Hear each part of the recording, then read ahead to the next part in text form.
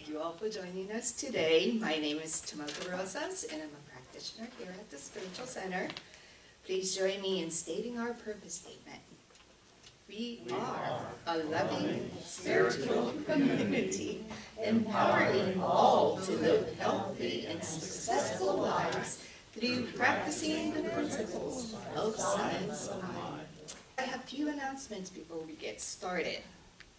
Are you an artist? And do you have any items you'd like to consign with us? Please come see me. We already have 2 people signed up, and it's displayed beautifully, and it's for sale. So please take a look today. And it's great for, of course, you know, the holiday gifts, you know, one of a kind. They're all one of a kind. So please take a look. Bingo Sunday is coming right up. It's the last Sunday of this month, which is the 27th. So please join us if you can. And also, on the same day, we're going to have our dollar ticket raffle with the grand prize of $50 Amazon gift card. And also other gifts as well. So, and the tickets are already on sale, and you don't need to be present for the raffle. You have to be present for the bingo, of course, but not for the raffle. So if you can't make it, but you want to support us, please buy raffle tickets, and you might win something great. Big thank you to all who has sponsored and who are sponsoring our coffee fellowship. You know, it's a great thing. Almost every Sunday of 2024 has been sponsored by someone. That's a wonderful thing. Thank you all so much. And Wednesday Spiritual Growth Support Group is ongoing at 1 p.m. to 2:30. Please join us if you can for that. And mark your calendar. Our last Lunch and Paint with Karen Thomas is scheduled on Sunday, November 10th. So last one for 2024. Mark your calendar and join us. Unexpected Income Club is going great, and yes, we have passed the $21,000 mark, and our goal is $25,000 by the end of the year, and that's just a hop, skip, and a jump away. So please join us for that one as well. All right, so that's going to be it for me, and I'm going to pass it on to Debbie and Richard.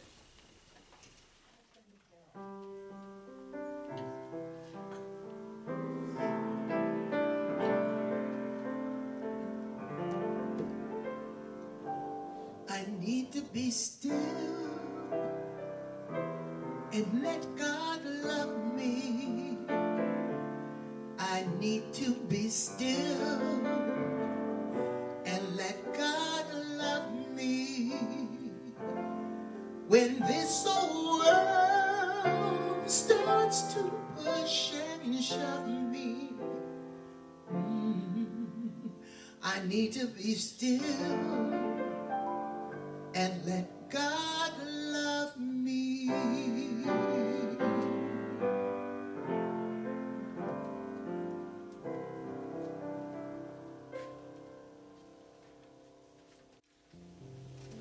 And on that loving note, let us pray and know that there is a power and a presence within each one of us. And this is the light and the love and the indwelling divine spark that fills us with wisdom, peace, and joy in our hearts and our minds as we are connected with each other and with Spirit. And as we open our service this morning, we recognize that we are all here in a celebration of love and oneness, and we are thankful and we are grateful for everyone who helps make this service the blessing that it is. And we thank and bless everyone who devote their time and talents making this a wonderful place for us to be. And we thank everyone at home as well for their love and support. And we greatly appreciate everyone. And as we listen to the message today from Reverend Dr. Bill, we know that we will each hear what we are supposed to hear, and his message will uplift and inspire us. And we thank him for his devotion to our center. And I simply say, thank you, Father, Mother, God, for this special time we share together. And I know this service is perfect and a blessing to us all. And so it is. Well, good morning. Good morning. I'm Carol Riseling, a practitioner here at our center. And today I've selected a reading, and this is from the book Love Heals. And it was written by Reverend Carol Bliss, who has spoken here many times. And you may remember she had a stroke a few years ago. So she wrote this book, which is a collection of her thoughts during her healing. So this is her little writing on, now is the time to heal. And she says, I am not a statistic, and neither are you. We are not statistics. We are unique individuals. Whatever we are going through, maybe a cancer diagnosis or an acute rehab program, we are so much more than that. My neurologist said to me, people who are recovering from a stroke, the healing is basically over after the 1-year mark. And I thought, how can the healing be over? At what time will healing end? Will it happen at midnight, or at 10 o'clock, or perhaps 7 a.m.? No more healing, says the brain to the body. This is all the healing that you can have. Your allotted quota is up. I find that that statement is a ridiculous proposition. For when we are healing, we need all the positive information that we can get. We know that we are constantly shedding old cells, and humans lose between 30,000 to 40,000 cells every hour. We can see that we are constantly shedding old skin. And if we are constantly shedding skin cells, then our magnificent brains are going to let the new cells come in just like we grow new skin. No one has ever really figured out how the miraculous brain-body connection works. Brain science is in its infancy. So whenever you are facing a doctor's diagnosis, do not ever think that you are a statistic. Know that you are a unique individual with a unique brain and body. So much of what you believe plays a part in what you are capable of. Our bodies are capable of miracles. They are magnificent healing machines.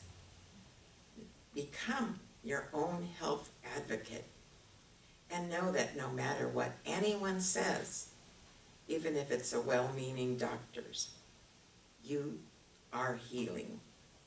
And now is the time to take back your power. Now is the time to be bold and say, watch me heal. And now please join me in prayer. And simply knowing as we turn within that we are one with our source. And there is one power, one magnificent intelligence, one life, and one love. And this spirit, this love, indwells within each one of us. and surrounds each one of us, protecting and guiding us every minute. And we make wise decisions and wise choices. We fill our minds with love and positive energy, knowing that this is a healing day and we heal naturally. Our bodies are a miracle, and we create a sense of joy around us and attract only the highest and best. We circulate a higher energy in and through every area of our lives. And we let this energy flow within ourselves and out into the world. And with joy and thanksgiving, I release this prayer, knowing it is already done. And so it is.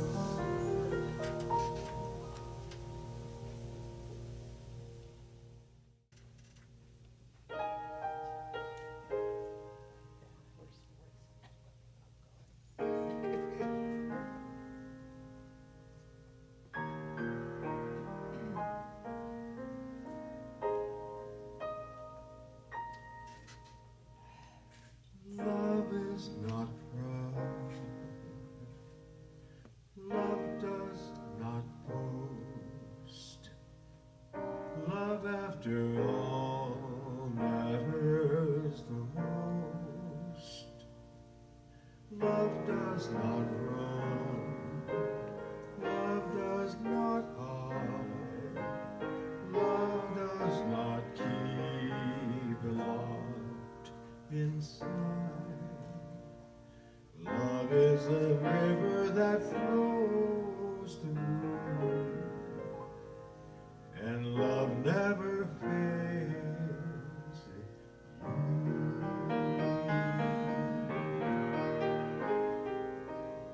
Love will sustain. Love will provide. Love will not cease at the end of time. Love will protect.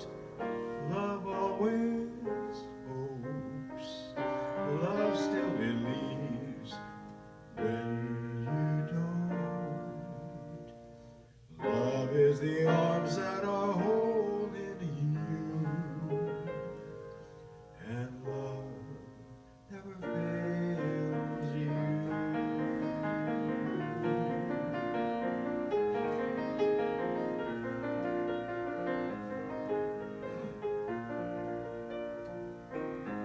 When my heart won't make a sound, when I can't turn back around, when the sky is falling down, nothing is greater than this, greater than this.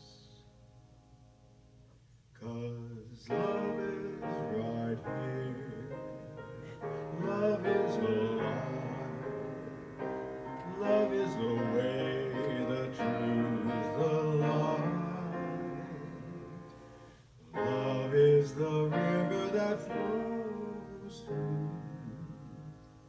Love is the arms that are holding you, and love is the place you will fly to. Love never fails you.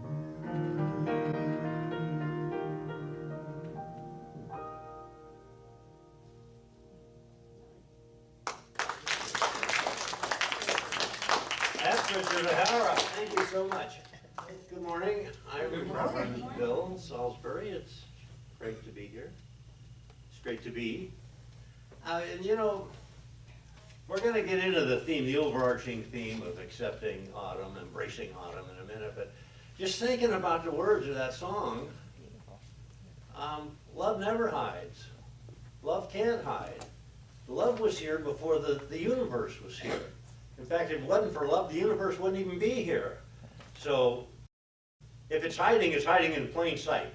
It's hiding within everything that's ever going to be, that we can see every time we look around anywhere at anything. So if love appears to be hidden, who's that on? You know, we have volition. We can choose to try to suppress it, repress it, oppress it, hide it. But in the end, it's not going to happen. It's like the master teacher Jesus said, you know, the whole universe will pass away, but my words will still be here. That Christ consciousness, that is what love is forever. It's eternal, it's infinite. It's not ever going to end. So, talking about autumn, you know, the German philosopher Friedrich Nietzsche once said that autumn is more a statement about the soul than it is about the world. And it's both. You know, as we discussed last week, we have the 4 seasons. We have 4 seasons that are definitely marked on the calendar. They have a set time.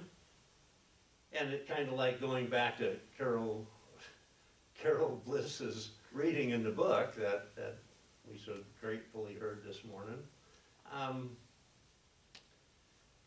They end right now. They end at a time.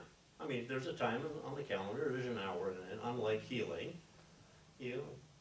But still, bringing it home to us, that's not necessarily so. It doesn't have to be that way. In fact, it very seldom is that way. The seasons, metaphysically speaking, which is how we speak here, the seasons can be as long or as short as 1, they need to be, cosmically speaking, or 2, as we allow them to be, or as we insist on their being. For example, when summer fulfills the promise of spring, it might seem like it's been a long spring, even though we know exactly how long it was. It may seem to be long. And then summer comes and we're just bouncing in all the heat and the warmth and the joy and the camaraderie. And then comes fall. And fall is really what I'm talking about when I'm talking about bridging the gap. Because we are bridging the gap from the time we planted to the time we reap, to the time we harvest. And this is the season of harvest. This is when, on the planet, animals begin to, and some of us, begin to put on that little extra layer of whatever it is we need in our body to continue through the winter. You know, and some of them go into hibernation, some of them migrate. But the fact is, we stay here and we get to reap the benefits of what we've sown. Thing is, though, if what we have sown is an apple orchard, we can't expect to reap pears. We are going to reap, harvest, exactly what it is that we sowed in that springtime.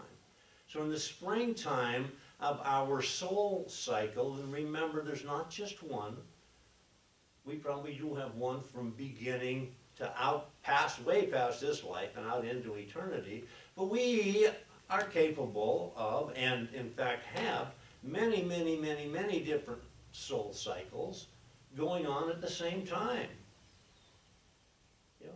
And again, those cycles, they're the hero's journey. And we have to have them. We have to have them because we're human. We have to plant. And if what we planted in the springtime of our soul cycle is hate, bigotry, racism, fear, superstition, misogyny, any of those things, guess what we're going to harvest? That's what our life is going to look like in the autumn part. Because they're going to produce exactly in kind. But if what we have planted is love, light, hope, community, joy, beauty, plug in any God quality you wish right here, that's what we're going to reap. And not because we hope for it, not because we sit and say, oh God, I hope, please, oh, I hope. No, it's because it can't be any other way. Whatever it is that we put into that subjective subconsciousness is exactly what's coming back to us. Well, we may try to spin it, we may try to color it, we may try to say, well, the universe is just out to get me, for me. I don't know why this happened to me. Why couldn't this have happened to somebody else instead? Well, I know why it happened to me. It happened to me because that's what I insisted happened to me. So what we're always seeking, well, before I get into that, in his book, This Thing Called You, Ernest Holmes had this to say: when you are guided by love and inspired by truth, your future will be what you make it. But you got to understand too, if you're guided by something other than those, other is what you're going to get. Other is what you're making it.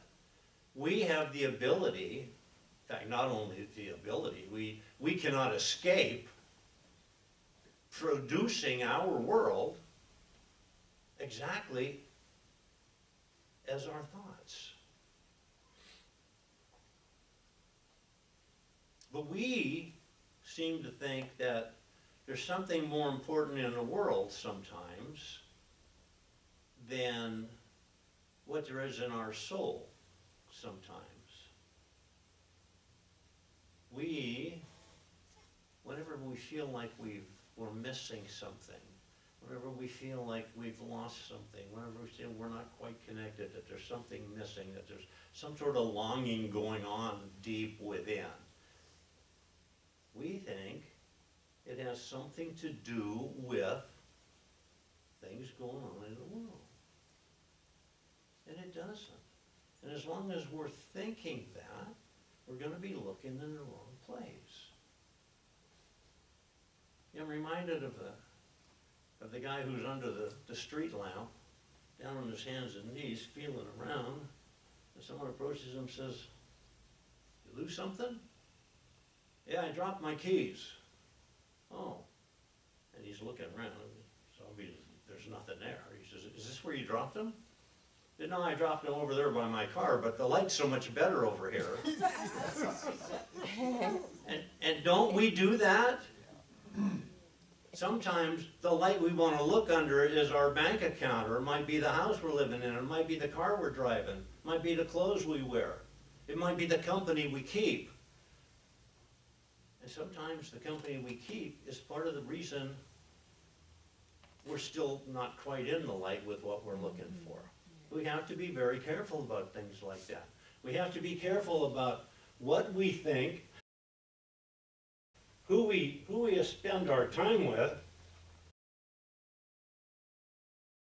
and what kind of world we're going to produce by the way we live in it.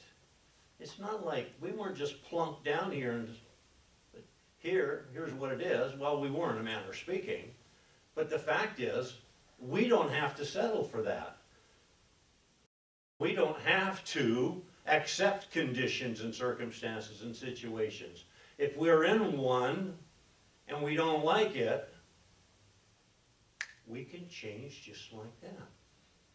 Or we can let that whole process, that whole cycle grow out, springtime, summertime, autumn, to get us out of that winter, or what has been termed the dark night of the soul. Not everything is a dark night of the soul. Some things are just a little bit winterish. You notice that? I mean, Doesn't have to be something devastating we're trying to get past, trying to work through. It can be little things, and there are those little things going on all the time. But any time that we feel there's something not right, something is lacking, something more we could or should be doing, we need to understand that's a sign, that's a symptom of separation.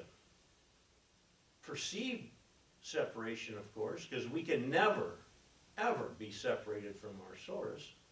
We can't be because we are our source. We are a representation of that source. We're a manifestation. We're like a ray of sun. We're a ray of divinity. So we can never be separated from it because that's what we are. In fact, my friend, from his book, Where There's Light, Paramahansa Yogananda, as you know, I'm just a huge fan. And he said that the superconsciousness of man is made of God and is pain-proof.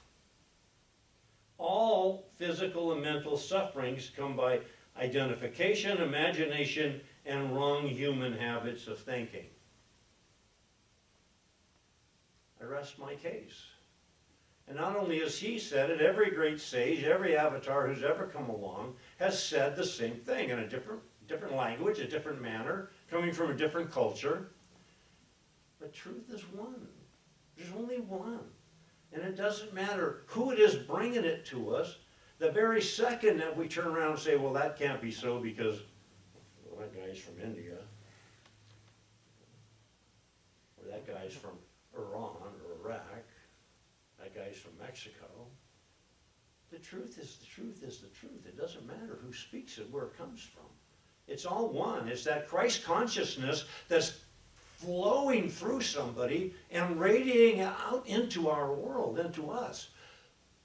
You know, the Austrian philosopher Ludwig Wittgenstein used this phrase, and I just always loved it. He says, the light of dawn creeps slowly across the land. So, when we get our aha moment, which are great to have, they come like that, right? Sometimes we can say, oh no, this isn't right, this is wrong, bang, I'm separated, I'm showing my appearance, my feeling of separation, but it's not true, and I can turn this around right now, and I can bridge the gap from where I am, from what's going on, from what's happening in my world. I can bridge that gap into that divine relationship and that feeling that comes with that, just like that. But other times, maybe not. Other times, like the light from the sun creeping slowly across the land, it poco a poco comes into our thinking. We come to realize slowly that here it comes. In fact, sometimes we don't even realize here it's coming until it's just about on us, or is on us, and then we say, wow, what took me so long? Why did I allow the winter of my soul to last so long? I didn't want it to last that long. But on the other hand, I didn't exactly jump into spring.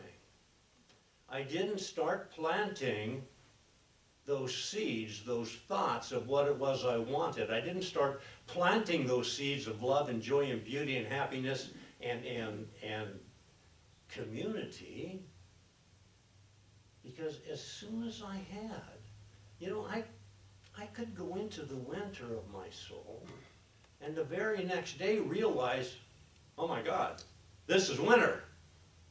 I need to start planting, because as soon as I do, my springtime is coming, my season of spring, my season of growth, of rebirth, of new life, of planting is right now. And I'm going to start it, and then just as sure as night follows day, it's going to grow, it's going to be nurtured, it's going to come to fruition, and my harvest time is going to be at hand. And sometimes I can do that whole process in a matter of minutes or hours or days or weeks. Doesn't have to take 3 months each section. It can just go that fluidly.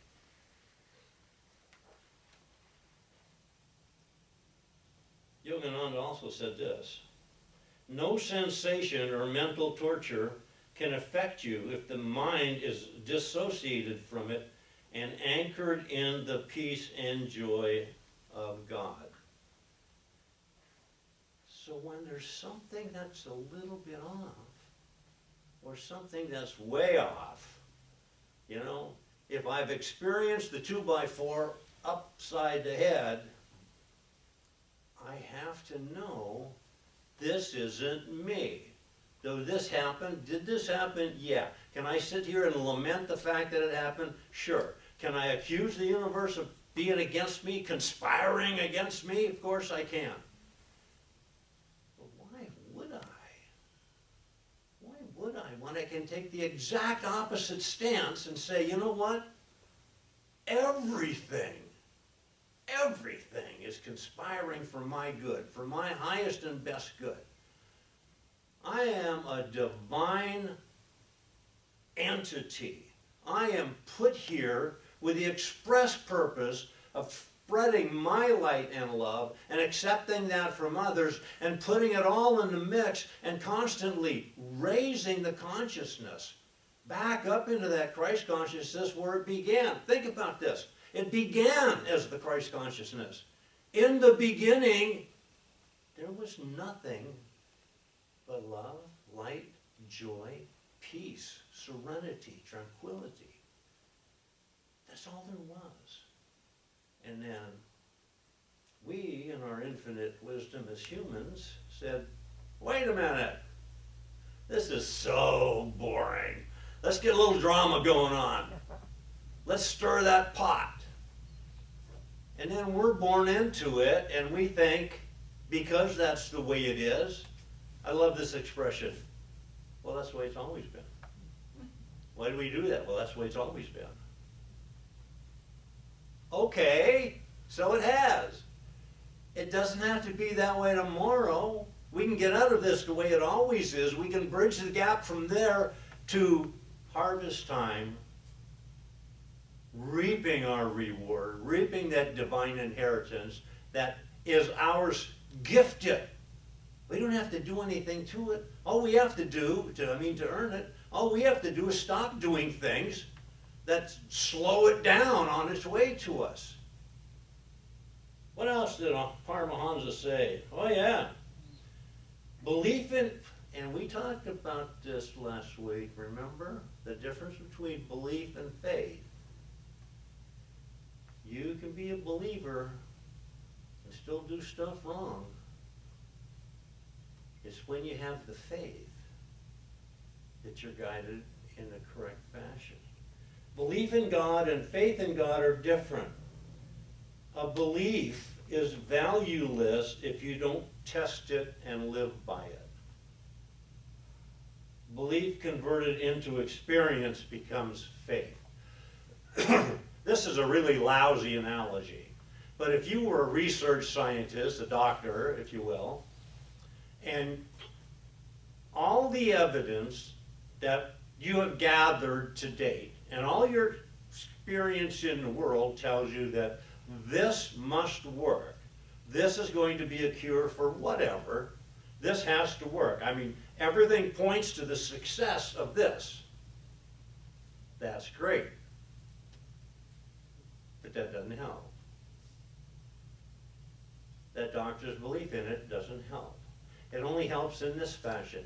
It helps because from there, this doctor applies that in a practical fashion, tests it, discovers it. Yeah, of course, it had to work. The laws of physics say this has to work. Everything we know about medicine says this has to work. But we don't know that until we put it into practice. You know, probably get tired of hearing me say this, but it's kind of like it's like a baseball. A baseball's of no value till it's put in the game. If it's sitting on the shelf in the bedroom, it's not doing anything. If we're sitting theorizing about what is good, what is God, what is light, how do we do this, how do we get there, if we're just theorizing about it, I suppose that'd be like a great parlor game of some sort. Probably a step above, you know, I don't know, Uno. But it doesn't help. It only helps when you put it out there on the field, when you put it into practice. That's why we call them spiritual practices. We have to do it, we have to experience it. Nobody can tell me, say anything to me to make me have faith in it. They can make me believe it, but the faith comes when I see it in action, when I do it myself. You know, Ernest Holmes said, give me 1,000 people who will demonstrate the science of mind, this philosophy. Give me 1,000 people, just 1,000 in the whole world, who will actually do this, will put it to use every day in every way, and I'll show you a change in the world that you won't believe. But as long as we're just hearing about it from somebody else, even if we go to a practitioner and we see it, and we kind of write it off in the back of our minds, well, that was great. Don't know how she did that, but that was great. That doesn't help us as much as saying, wow, that was great. And you know what? I saw how she did that. And she told me, and now I know. I have faith that I can do that myself. Because until and unless I can do it myself, it's not of that much value to me. I can't go run into a practitioner every time I have a problem, or I think I have a problem. My God, I don't even know what road I'd be the only one on that road, back and forth, back and forth, back and forth. Oh, yes. You may want to believe, you may even think you believe, but if you really believe, the result will be instantaneous. Now, that sounds kind of scary sometimes, and it sounds maybe a little untoward. But the fact is, when we do a spiritual mind treatment, when we do an affirmative prayer, when we make our demand on the universe, on that spiritual law can only do one thing. And that is, whatever that thing is at the moment that you're demanding of it. That's all it can do. And it does it right now. And yet we say, well, okay, I don't see my demonstration. We might not see it this minute. But we have to have that faith knowing that it is already done. That's why we say, and so it is. So it is done. Here it is. It's here. There might be some steps to take to get myself in front of it, to get it in my hands, but it's here. It was manifest, it was demonstrated the very moment I said to that spiritual law, give me this. Sometimes it's instantaneous, sometimes it's like the light of that dawning sun. Last thing I want to leave us with, Paramahansa, is in God you will find all the love of all hearts. You will find completeness. Everything that the world gives you and then takes away, leaving you in pain or disillusionment, you will find in God in a much greater way and with no aftermath of sorrow. There's no hangover from an intense spiritual experience. There's no hangover from living in the light. There's no hangover when we bridge the gap from where we are to where we want to be.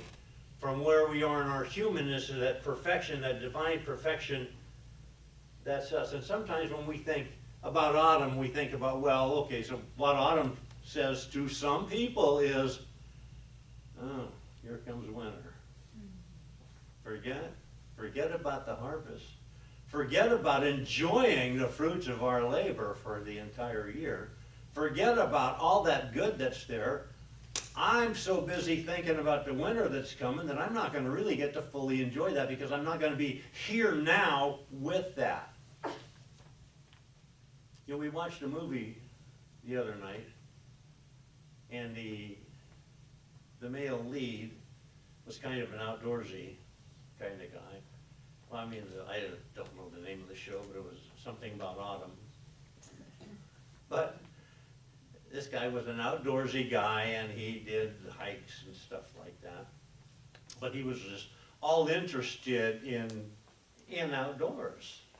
And he said he had this line that I just had to plagiarize. He's explaining to people, or to someone, I think to the female lead, he says, you know, in winter, because during fall, the leaves fall off the trees. But in winter, the tree doesn't die. And that's like us. We think that if we leave something behind, we're leaving a little piece of us behind. We're not. Because if what we're leaving behind no longer serves us, then leave it behind is what we must do. If what we're leaving behind, because make no mistake about it, we're leaving everything behind. If what we're leaving behind is joy and happiness and a peaceful feeling about an event or a circumstance, we're leaving it behind, but we're carrying with us that feeling. We're carrying with us the joy of that particular thing. Hegel, another great philosopher, talked about synthesis. And to synthesize something, you don't need two opposites. You just need two different differentiations of something. And of course, the way upward, the way we expand our souls, the way we expand our learning, the way we expand our very being is by synthesizing those things into a higher and better good. And when we do, the synthesizing process, the third thing, the outcome of that, transcends those two that we synthesized.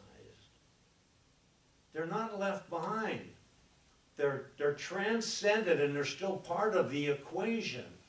So even when we leave the things that don't serve us behind, we just don't dwell on them, but we are still carrying a message, carrying a lesson from them. And those things that do serve us, that we really want to carry, those great times, we can't carry the time itself, but we carry the feeling and the understanding and the information and the intuition from it forward. So, that's the manner that we bridge the gap. When we get to thinking that there's something that's separating us from God, that's separating us from our good. And we have to know, and we can know with every pore of our body, we have to know that what lies ahead is better than what we're leaving behind. That includes the good, the bad, the indifferent. What lies ahead for us when we are spiritually centralized, when we are on that path and know we're on it and are intentionally on it, and we are designing our life to be in the flow of that Christ consciousness, what's waiting for us is better than what we're leaving. So I just want to leave you with that. And let's just know this together. Let's just know that in this life, in this human life, this frail human life, there is no need for concern. Events, circumstances, situations come and go, the good and the bad. The fact of the matter is, because we are divine iterations, because we are instantiations of that one power, that one presence, that eternal, infinite light and love that brought this entire thing into being, because we are that, at bottom we were always safe. There's that spot within us that is inviolable. There's that spot within us that nothing can touch. That is the God spot within us. And it's cloaked over in these human vessels. But the fact is, it can never be taken out. It can never be left behind. We can leave behind the human vessel, but we're never leaving behind our soul. We're never leaving behind that spark of divine goodness that we are.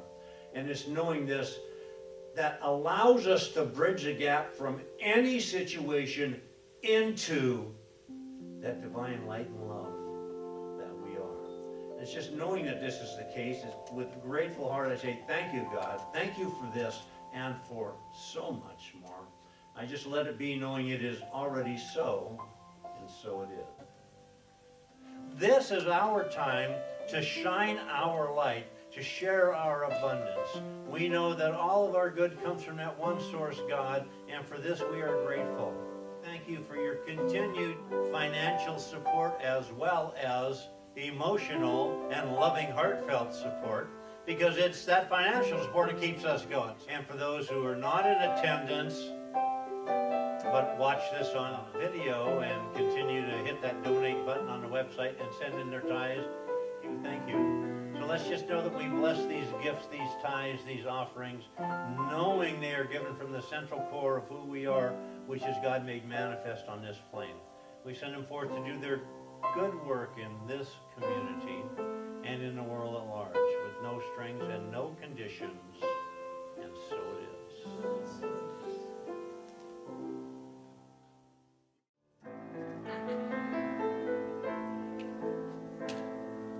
The autumn leaves drip by my window. The autumn leaves are red and gold.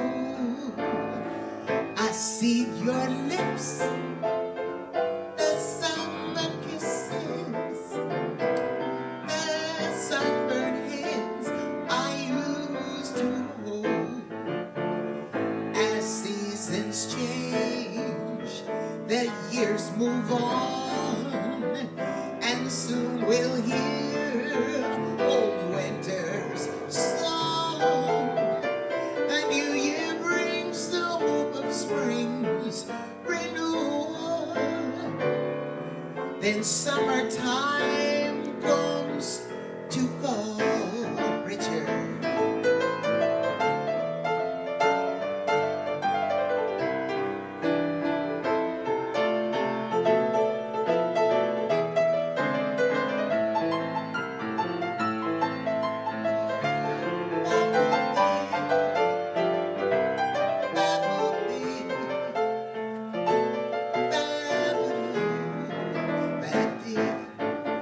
As seasons change, the years move on, and soon we'll hear old winter's song.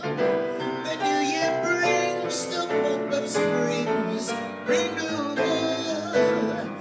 Then the summertime comes to call, when autumn leaves start to fall. When autumn leaves, autumn leaves, autumn leaves, autumn leaves, summertime's autumn leaves start to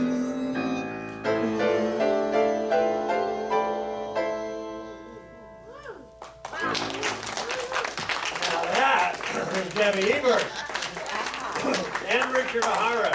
Nice work. Wow. All right, let's just know something together right here. Something wonderful is happening through me right now. Something wonderful is happening through me right now. It's this thing called life. It's this thing called life. It's this thing called love. It's this thing called love. It's this thing called the Christ consciousness. It's this thing called the Christ consciousness. I am bridging the gap I am bridging the gap from me to it, from me to it, where I will remain where I will remain eternally. eternally.